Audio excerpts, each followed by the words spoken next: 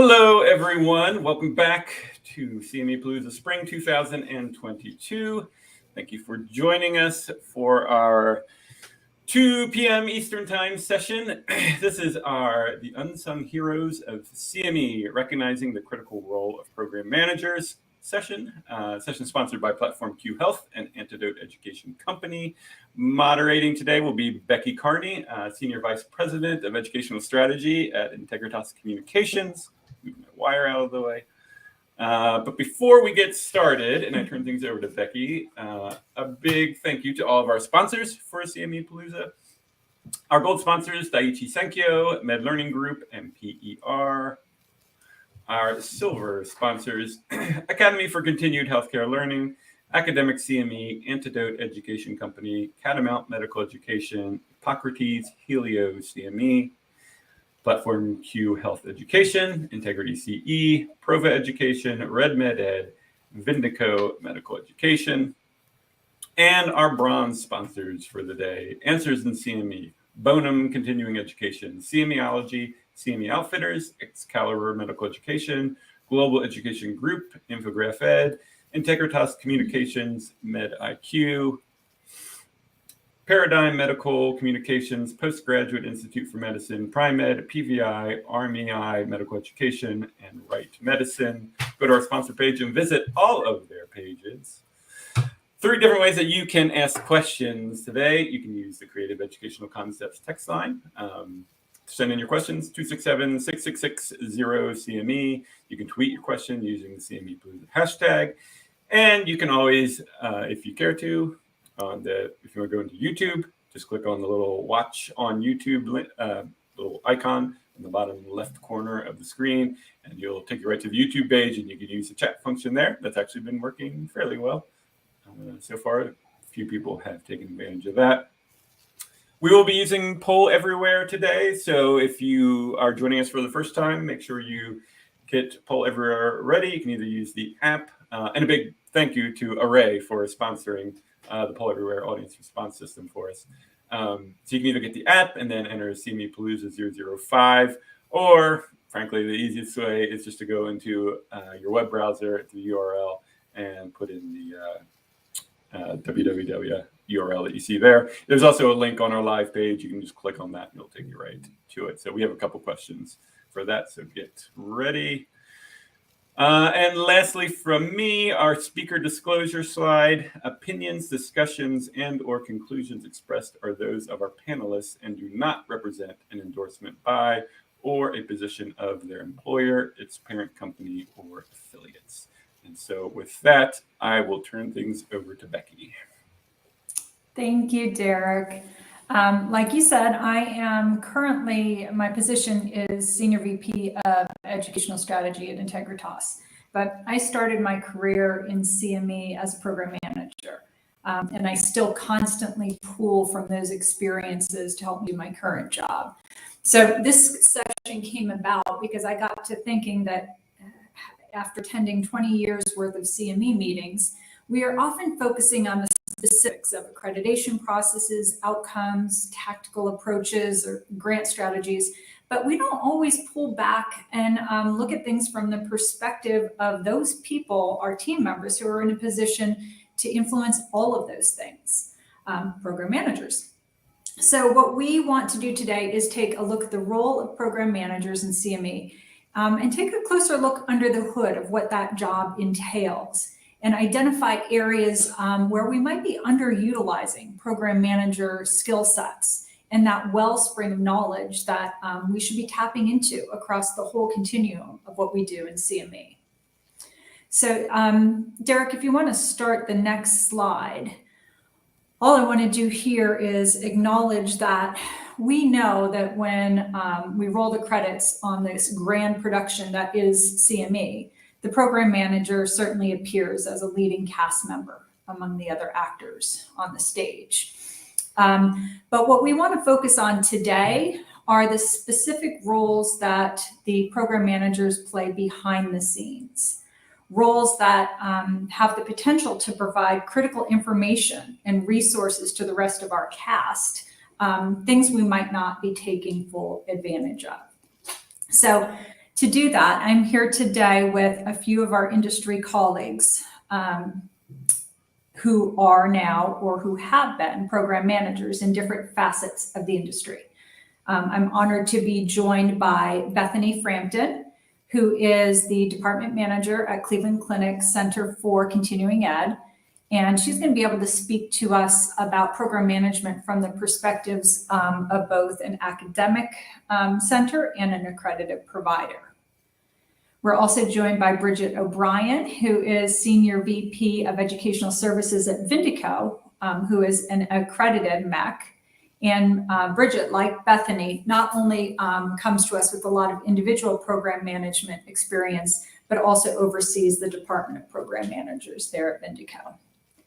And we are happy to have Annette Schwinn joining us, currently Medical Education Manager at Takeda, but someone who has a long history of program management with multiple CME organizations in her career.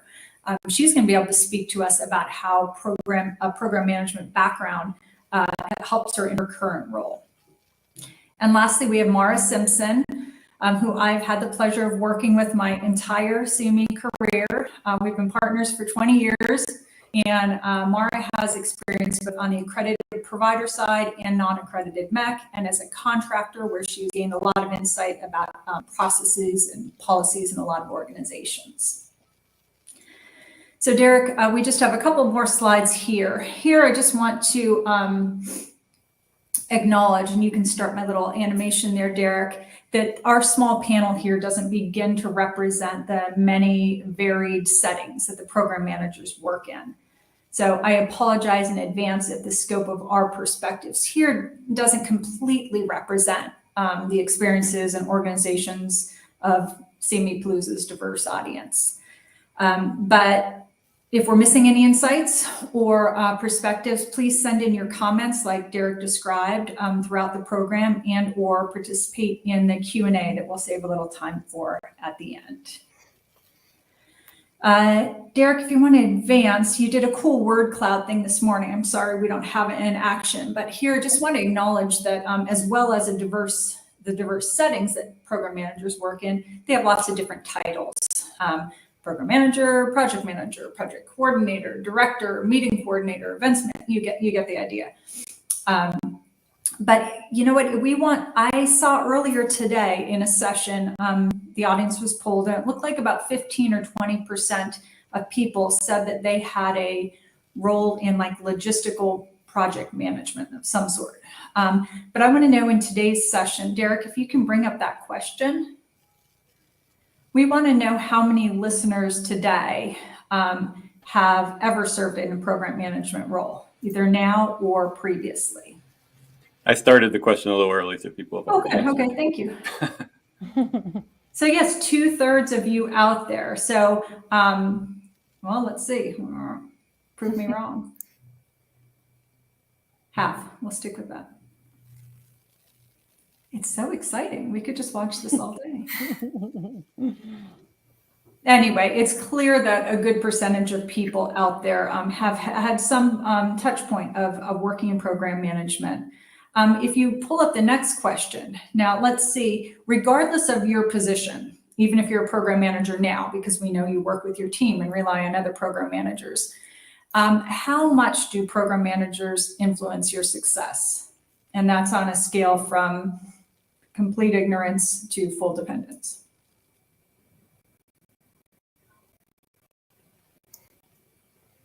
Okay, interesting. I'm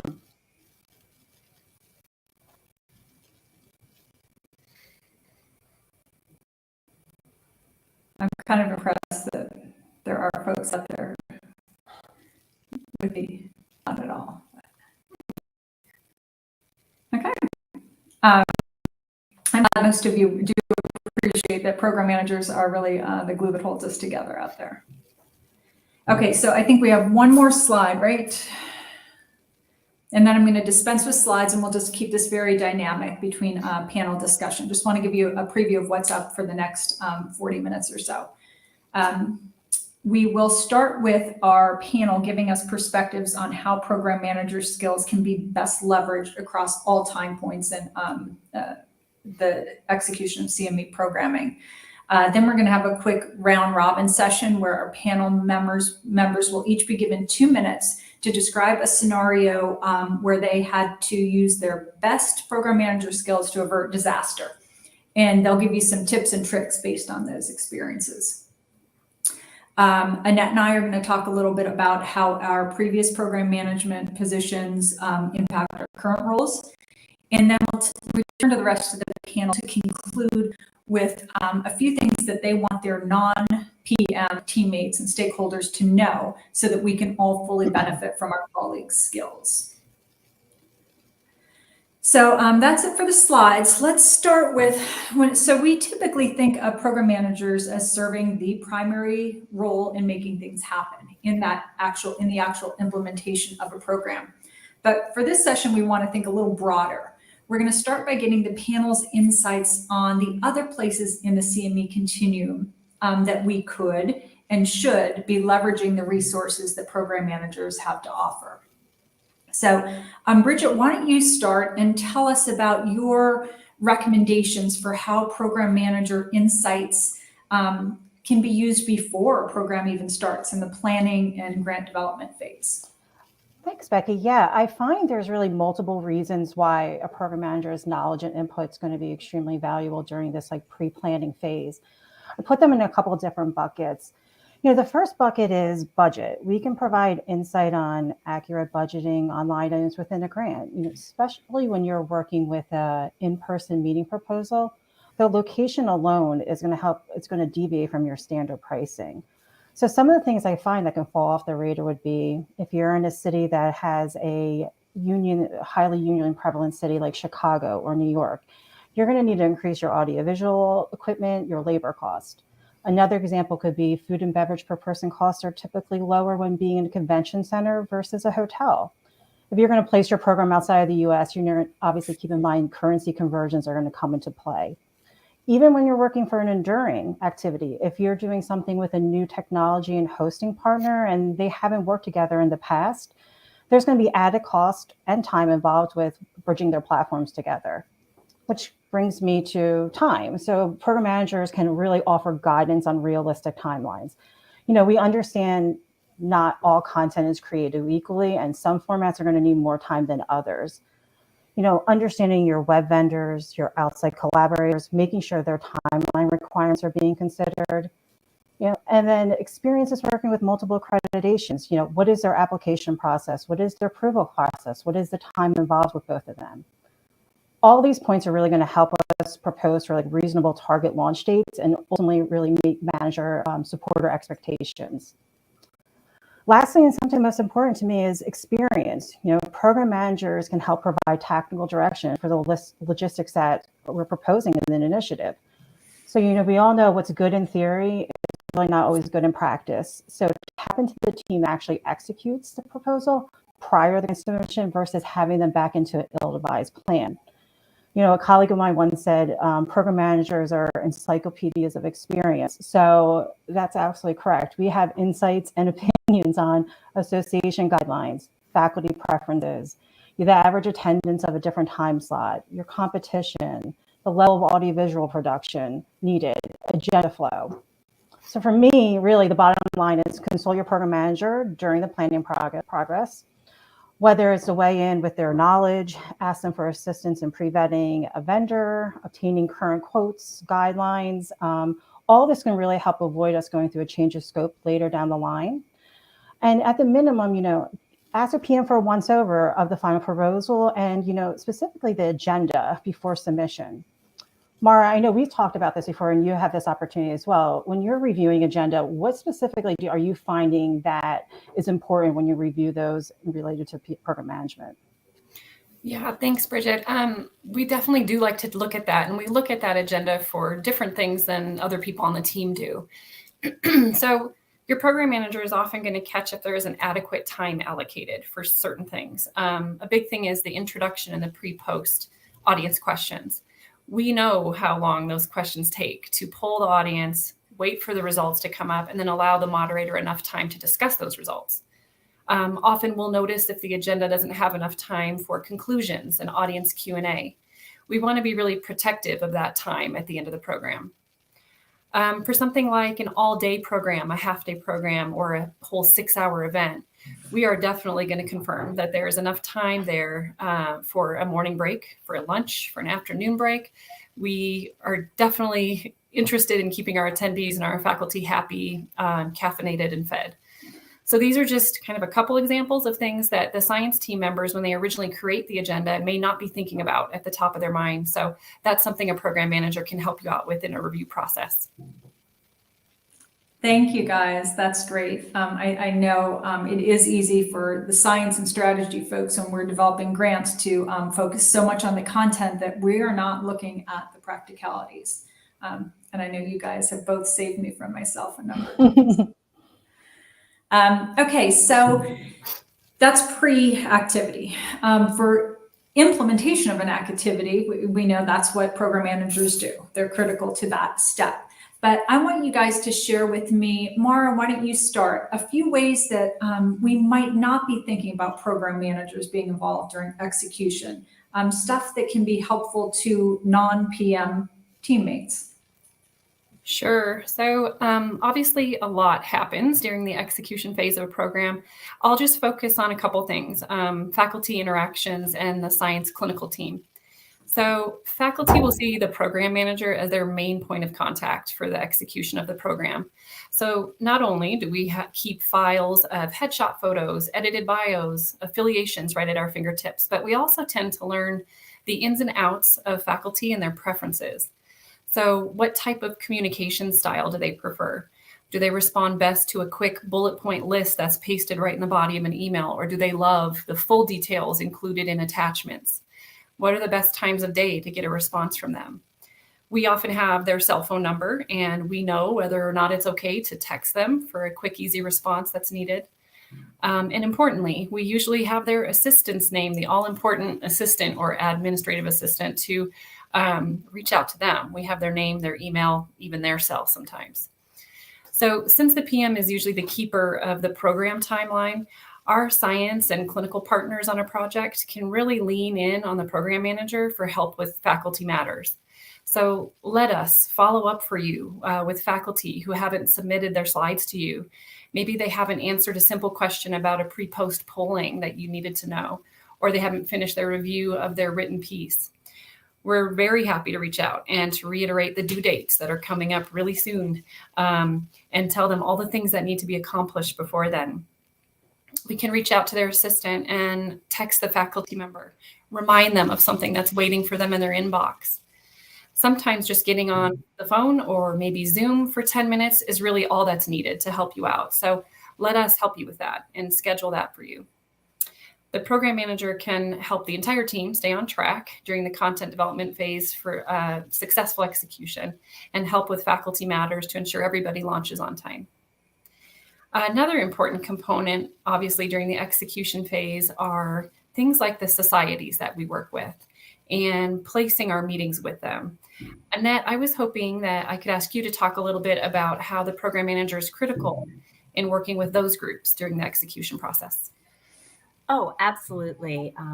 As you alluded to, keeping everybody on track is one of the most important things a program manager does. And part of that is interfacing with different societies or partners that you might have. Your program manager is going to know what the requirements are. What does the society need to review and in what form? Will they take a draft? Do they need to see an entire webinar in its final form before they will approve it or accredit it? So your program manager is going to know those requirements and be able to facilitate getting it to the society, and also back from, what are the review times? How quickly can a society turn it around? Those are all things that the program manager can keep on top of. And jumping back very quickly to the pre-planning, program managers also tend to have developed relationships with the contact people at different organizations. So if you need to know what time slots are still available, or maybe even hold a time slot for a program, or find out what the accreditation requirements are for an enduring program, your program manager is going to be able to know who to reach out to get those answers so you can put together the best program from the start. That's great, guys. Thank you. I think you guys covered faculty and science assistance you can provide, associations. Bethany, what other hidden program manager skills can you think of that our CME stakeholders should be tapping into during the implementation phase? The area that I'm in, so it's accredited provider within an academic medical center, as Becky mentioned earlier. So we have the opportunity to work across the entire enterprise, which means that we also have a great opportunity to interact with clinicians from all specialties and backgrounds. So what that means in our program for our program managers is that one example where we can really put our skills to use is also working with educational design. So specifically what I mean in that area is when we're working with those clinical experts or the scientific team to develop education, we've worked with so many different areas. So we've seen a lot of different examples. So we can definitely provide beyond the agenda, that Mara talked about, but we can also provide feedback regarding how to increase that audience engagement within the agenda. Take opportunities when faculty are switching between, content, faculty to faculty, how to insert audience response system using some trivia or different ways to ensure that our audience is always engaged as possible in that clinical content. So we are really here, the program managers, to ask those critical questions of the clinical content experts regarding, where can we insert some of this extra things that really would help the audience remain engaged in that content. So that's one way that we can help out. The other way is actually with accreditation. So for example, our project managers work closely with our accreditation colleagues within the center. So they are aware of all the changes occurring in accreditation as well. So for example, this past year, we've all seen this in changes with the ACCME's standards for integrity and independence, as well as specifically Cleveland Clinic has become joint accredited with a commendation at the end of 2021. So we saw a lot of changes, but our program managers and project managers worked right alongside our accreditation colleagues to really learn and to ensure they really understood the changes. And what that means is now when we're working to implement the program, we can really be there to ensure compliance every step of the way, to weave it naturally into that planning process, to explain it to our faculty as we're working on different pieces and parts. We're just really there to ensure that accreditation compliance is being met and to really make the job easier for our accreditation colleagues. So those are some of the ways that we can do that. So Mara talked about the faculty and content. I talked just now about the design and accreditation. But Bridget, I know when you and I work together on projects, you are so good at selecting the right vendor. Could you tell us a little bit more about the value of that in the process? Oh, Bridget, you. Sorry about that. So I find in my experiences, vendor selection is probably one of the most crucial decisions a program manager is going to make. Program managers are trained to be proactive problem solvers. But if you're in a live meeting setting and your screens go blank, there's not much you're going to be able to do other than what I say is turn around and give the AV stare. So at those times, you need to trust your AV vendors and know that they're going to be able to quickly troubleshoot, resolve the issues. In addition, your vendors, which I truly like to call partners, are an extension of your team. So it could be someone you're working with, working your registration desk. It could be your technical director. You do make sure that they are skilled, but they're also professional with your interaction with your faculty, the learners, and other key stakeholders. So for me, when I'm selecting vendors, it's really, I want to be very clear and I'm not shy with making sure they are acutely aware of my expectations. That's all of that is so valuable, guys. I think it's easy for many of us to get stuck in our own silos. We're working on our own stuff and forget that program managers have this bird's eye view across all tactics and strategies and past experiences. And we really need to be tapping into that. So thank you. Okay, let's move on to post-program. Annette, let's talk about when a program is done.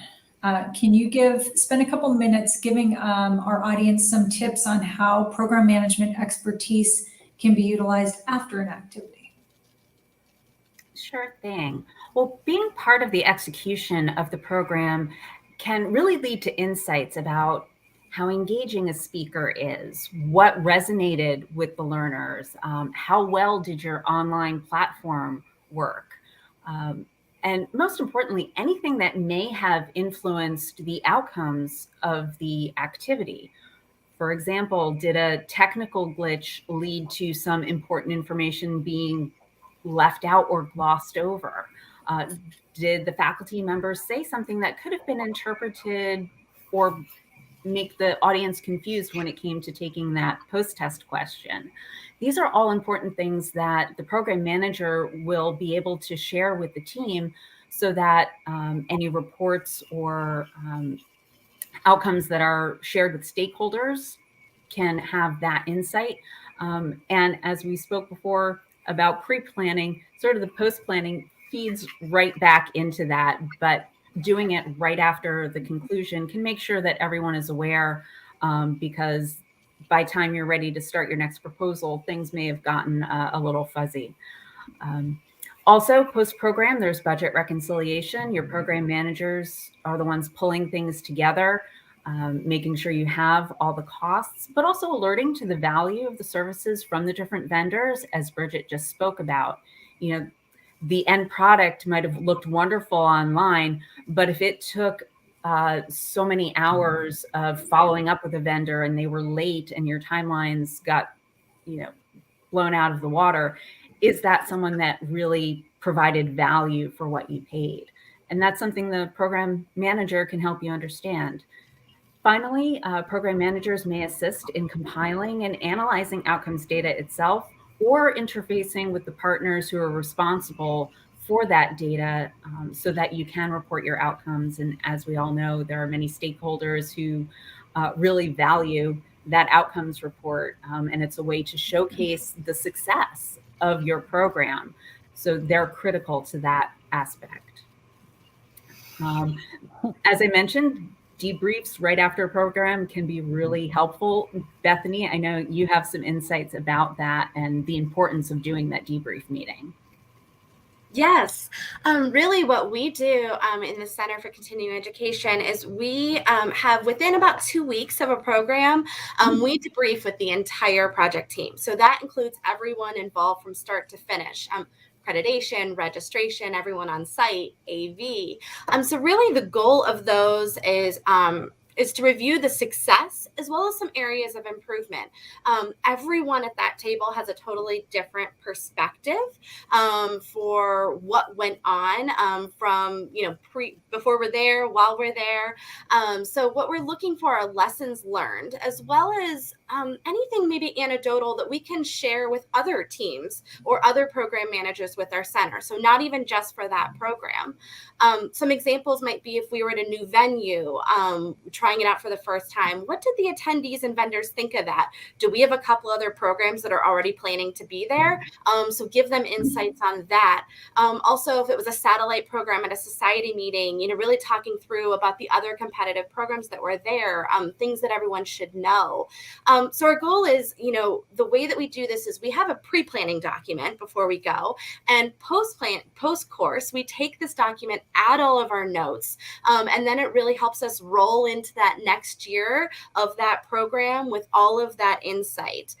So truly, the most important part for us, the reason why we do the debrief, is so that we can assess, celebrate, and then prepare for that next year.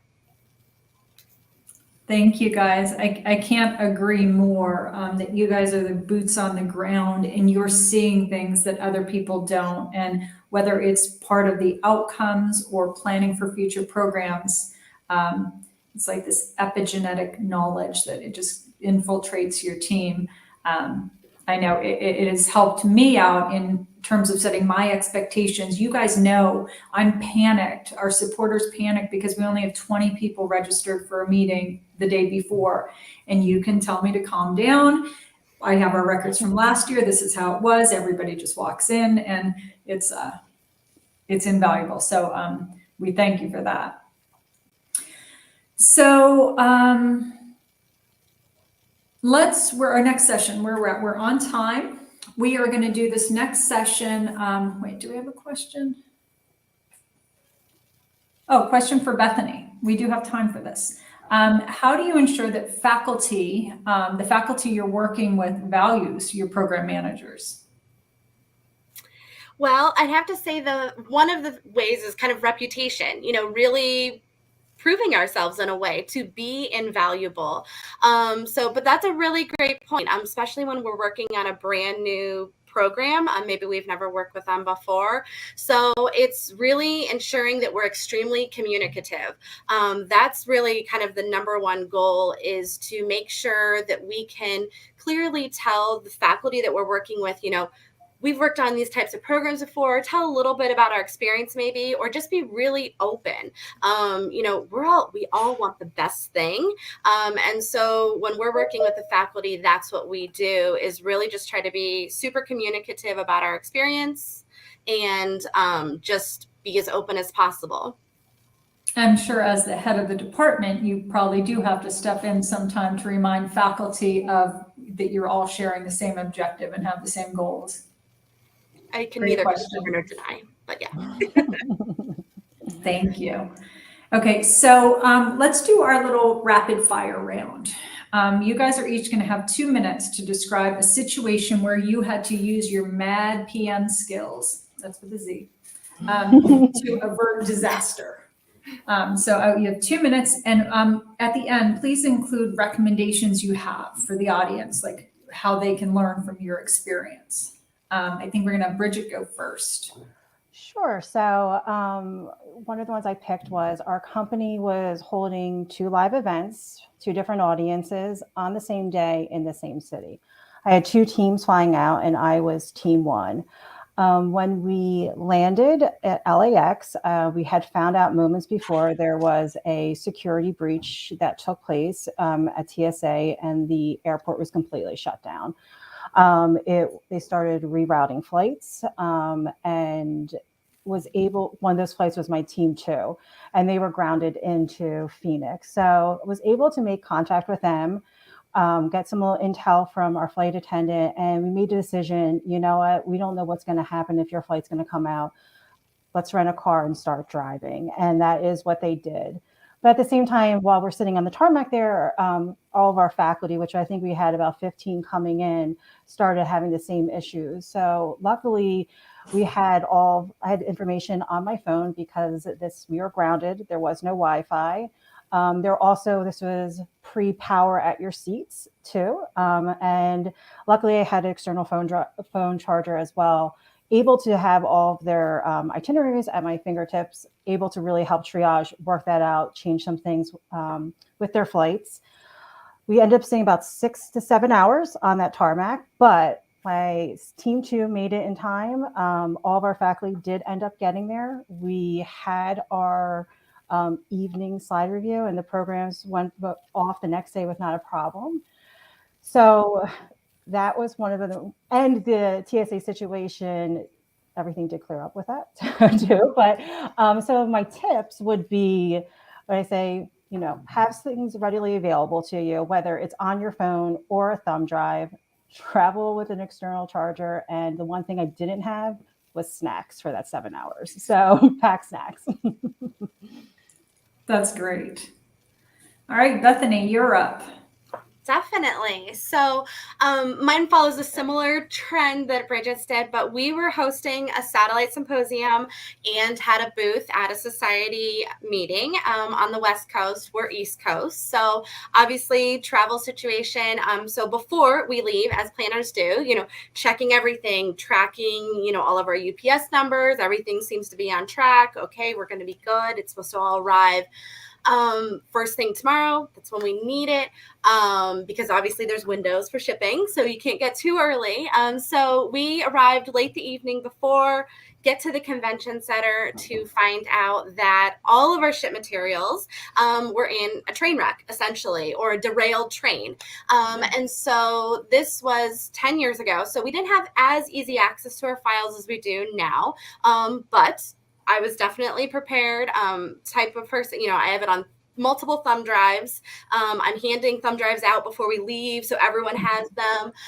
It had it to my email. So because of all this, I could keep calm, and we could just go to UPS, take all of our files that we need to have printed, and get everything done as quickly as possible. Really at the end of the day, it was syllabus, posters, banners, all of these things, but we were able to work through it quickly, and no one was wiser, because we resolved it, and because we kept calm, because I kept calm. I knew I had everything. So more than anything, that really sealed the deal to over prepare. Even now, even though we have easy access, still having everything you might need for a program in so many different formats is invaluable, and something that was confirmed with that experience. I think a big thing that I picked up from you is you said none the wiser. Nobody knew. And I think if those few people who had the lower ratings on how important are PMs to your job success, I think they were none the wiser many times of what goes on behind the scenes of what you guys do, to be the fixers of these issues. And being a fixer, I think that it's a good segue to Mara. Why don't you tell your recovery story? Sure. So mine is kind of, if you can just picture a perfect hybrid live event where the room is full of in-person learners, where video recording is happening for the Enduring. We have a large group of virtual attendees who are actively engaged online on our live stream.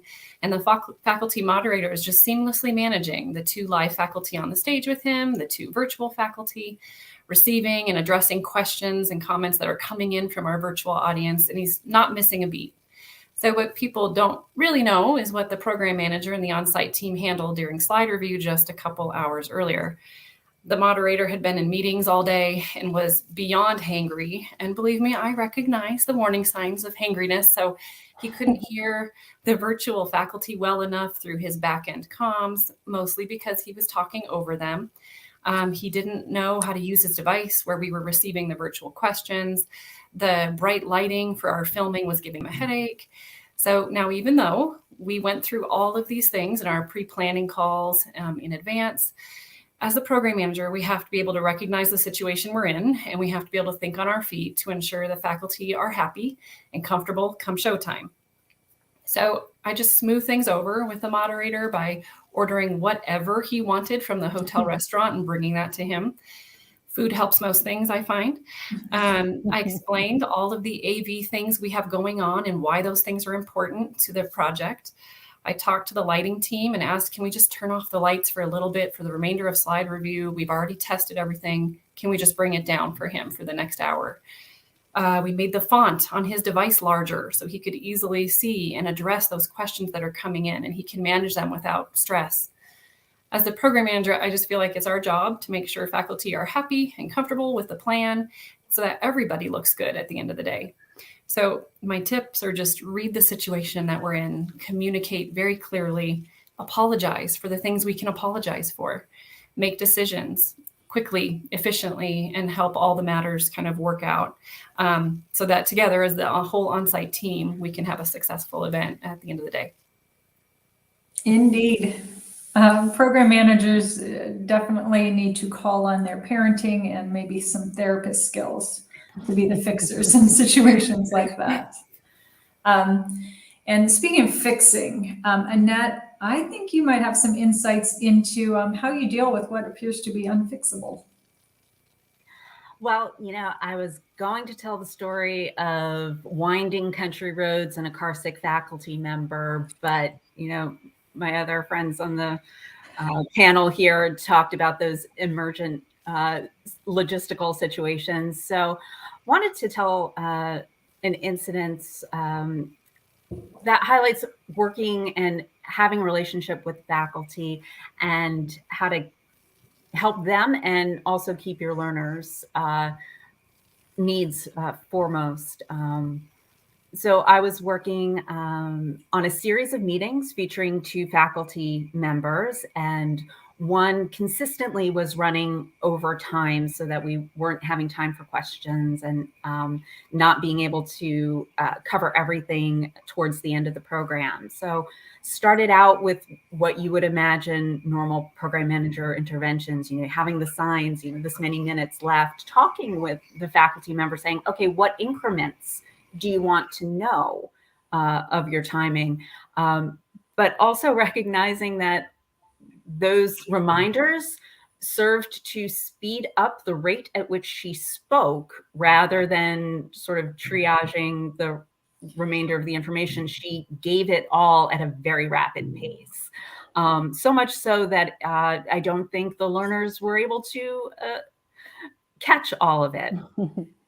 And so in observing this happen in a couple of sessions, brought it back to my team and said, look, this is an issue. We're not going to see good results of this. Let's talk about some ideas. And what we came up with was, having the other faculty member come back and do a brief wrap up at the end to remind people of key points, and also make sure that we alerted the live learners to the availability of an enduring that was online, covering the same material so that they could watch it at their own pace and review anything they feel that they may have missed. And so, working through that, the faculty was much happier. She felt like the pressure was taken off of her. I think the learners benefited from that. And it shows that the program manager really can use that relationship that they build with the faculty. And a further tip is don't try to do it all yourself. Yeah, we've got a lot of skills and we're great in a crisis and making things work, but also bring that back to the team, let other folks weigh in, and then help that solution be implemented. I love that story, and that, and I think it's really important that your scientific team, could rely on you to realize when things weren't going right, and to kind of admit this isn't working, and call attention to that, and go to war with the army you have to fix things. That's great. So we have a question, but maybe I'll save it till the end, so we can get through with just one last segment here. Annette and I are going to talk just quickly about how we feel our program management skills have carried over to our current roles. And then the panel will give us a couple more tips and we can answer some more questions. So I'll start. My role now is grant development and educational strategy. And a big part of my job is to get grants approved and to be a liaison with supporters. And it might surprise some of you, but many folks in my position tend to be a little demanding, I guess you could say. And it's easy for somebody in my role to be a bit aggressive in their expectations about wanting to deliver the most impressive program at the best cost and at the lowest cost. Who doesn't want that? But I feel like my program management experience has grounded me a little in that regard. It helps me to be a little more practical and have more realistic expectations, and then be better equipped to convey those realities to supporters. Example, like I always want to show forward progress. I want to, when I'm doing status reports for our supporter, it's hard for me to say, see, we kicked this off 3 weeks ago. Why aren't our faculty confirmed? I want to report this. But it's my program management experience that helps me cool my jets and realize that it's not a matter of neglect or inefficiency on the part of the program manager. It's that it's like herding cats to get faculty confirmed sometimes. And there's no way to control faculty schedules or their responsiveness or their gatekeeper assistant or the need for institutional approvals. And I don't think I would have those insights and the understanding of what really goes into making things happen as a grant strategist if I didn't come from a program management background. How about you, Annette? Moving from the role of program manager in a bunch of different settings to being on the supporter side, where do you find the value of your past experience? Well, very similar to you, Becky. And that understanding of what goes into making a program happen, that allows me to not only evaluate proposals and budgets, but help my team on this end, my medical directors and scientific directors, understand how those things work and set expectations with them. Having been the person who put budgets together, I know what I'm looking at when I'm looking at a budget that's been submitted to me. And I think just in general, those skills of managing a timeline, of communicating, of being responsible to multiple stakeholders, that's not unique to a program manager or even to CME, but those skills that you hone as a program manager, I know have served me well because in my role now, there's aspects of all of that. And certainly the ability to think outside the box and come up with solutions when things don't go as planned is something that I think is always going to serve me well. I agree. And I have to say from our side, I've always found it, somebody with a program management background is more demanding, on the supporter side, because they know what's going on, but they're also more understanding about realities. So we always appreciate that. Okay. Let's take the last couple minutes we have here to hear from our panelists. They're going to tell you, the audience, non-program manager stakeholders, what they need you to know so that we can all get the most out of the great resource that is program management. Bethany, why don't you start? Definitely. And make sure you let us know, if you're addressing a certain group of stakeholders, who you're talking about. Definitely. Okay, I can do that. So in our previous session, we talked about how, we're often the wizards behind the curtain, but there are some things that we can only do so much about. So this is maybe more for those who are on the side of the supporters, and something to consider of what's going through our minds during that funding approval time that's happening. So we've put together everything, put together our timeline. We've built time, obviously, for a grant review, but we still have time that we need to execute those timelines. And so just the kind of letting you know that when we've put together those timelines, we're really thinking ahead to all of the things that could happen. And you've heard us throughout this whole past almost hour talk about all those components. But, we're really, if we have a few faculty that we're thinking of and we know one of them well, maybe we know one of them is going to be out of the country for a month or things like that. So there's a reason we built those timelines like we did. So if there's a delay in finding out about funding approval, maybe we only find out about getting a grant 6 weeks before, that causes, a lot of scrambling on our side. And unfortunately, in some circumstances, it can cause us having to do a change of scope. And I guess the thing is, please know we never want to have to do a change of scope. It's kind of that feeling of on our side, we can't meet that. But we're really trying to be as fiscally responsible with the funds that you're awarding us, to meet those expectations of the best product possible. So that would just kind of be the, thing to make sure that those on the supporter side know, from our perspective. Great. Thank you. How about you, Mara? So I'll talk about to our educational strategy friends. So our educational strategy and educational design friends and teammates. So I would just encourage you to please run your ideas by the program manager before you set things in stone. Just give us a quick opportunity to check it out, provide you with our input and our feedback first. Because sometimes the platform that you want to list in the grant doesn't actually have the capability for the bells and whistles that you're hoping to do. And we might know that from past experience. So we can alert you to that, and we can research a new platform that would be better. Maybe the database that you absolutely must reach with the target audience you've listed is just not there with a certain group, a certain platform. Maybe you have promised that we would reach a large European audience at the end of the day, and we know this group is not gifted in that area. So we will let you all know these types of things and help you to choose the best one.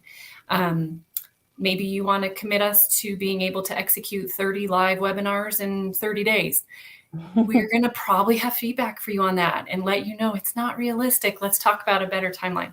So things like that, that we can help you with as you're doing your job. Just so you guys know, she's not talking to me, because I would never do those things to her. Hypothetically Never have in the speaking. last 20 years. I hear you, Mara. All right, Bridget, your last one up. What's your Sure. ask or your request of our stakeholders? I honestly, this could go to all of our stakeholders, or not one in particular. It's communication. So when we're kicking off a project, there is a plan in place, and each area has their own SOP and how to execute that plan. So when that plan deviates, which it often does, come to the program manager to discuss, and we can work together for solutions, whether that's marketing, whether that's one of your faculty and scientific team. This is any changes in a program scope, which is timing, budget. PM needs to be aware, because as Bethany mentioned, there could be a pending change of scope that needs to be done. So we want to know it all. So the good, the bad, the ugly, don't be afraid to come to us with any information. We're all about the details. So if project updates aside, if there's feedback on a vendor, if there's feedback on a faculty member, audio technician, we want to know about it. That's great. Well, thank you, guys. I hope our audience found this useful. For those in areas other than program management, it's hard for me to believe that anybody on this call doesn't understand how important a role you play. But I think we might underutilize your skills. And I hope this session is a reminder that program managers are useful throughout the continuum. We have just a couple minutes, and we have one question here that's interesting. There was just an earlier session today on physician burnout that was really great. The question for us is, how do you personally deal with your own work-related stress? I don't have any, because I have great program managers and great supporters. And if I have any, I come to Mexico and live here and work here for a month. So I'll leave the question up to you guys. Does the Peloton count? So that's one. No, for me, staying organized really does help with the stress. Like sometimes it becomes overwhelming. You see your list, you see, I have to do all this. We have deadlines we work for, which are really stress related. So keeping organized, keeping things in the buckets of when they need to do, and understanding that, and knowing you will find a way to get through that. In the end, there hasn't been one we haven't figured out to date. So that really helps me kind of manage when I start to feel really stressed out. And the Peloton. If we're talking unhealthy coping mechanisms, I'm going to say thin mints. But if we want more constructive, I would say just keeping the mindset that things aren't going to go the way you want, and you can't hold too tightly to one particular plan. Now, of course, there are some things that are rather immutable, like, you need to stay compliant. You need to make sure things are delivered, but just having the frame of mind that you can roll with it, that there's usually more than one right answer or one way to approach things. So if your plan isn't going how you had hoped, make a new plan. And that helps me not to be quite so overwhelmed and stressed in many cases. Any other healthy or unhealthy life management skills out there? I can go, Bethany. I guess I would just say remain calm. I mean, I think when we're in these situations, it's like you have a knee-jerk reaction and freak out and make things worse. So I think if we just remain calm. Take care of the matter one thing at a time, and make yourself a million to-do lists and just check them off as you go. Sometimes physically checking something off is just self-fulfilling, that, you know what, we launched that today. We launched that I on think time. every one of us who's been in program management are list junkies. Right. Yes, So, we you are. know, be proud of the successes, work with your team. I think a lot of times we think we operate in a little silo and this is all up to me, only me, I'm in charge of this. Lean on somebody else, reach out to a coworker, a colleague, a different team member, and figure it out together. And I know, Derek, you might have to give your listeners a potty break, right? Do we need to wrap up? That's important. Yes, we do need to wrap up. We are at 2:55. And thank you all for a really great and informative session. I just have to say, what a pleasure. As someone who is managing a program, to work with a team of program managers, there's nothing better. Let me tell you, I have to pull back the curtain a little bit. Before we started, Becky said, we'll wrap up around 2:51. It was 2:51. You were wrapping up, other than we had that one question left. So, I mean, I can't ask for much more than that. I wish everyone was. Thank you for having us, Derek.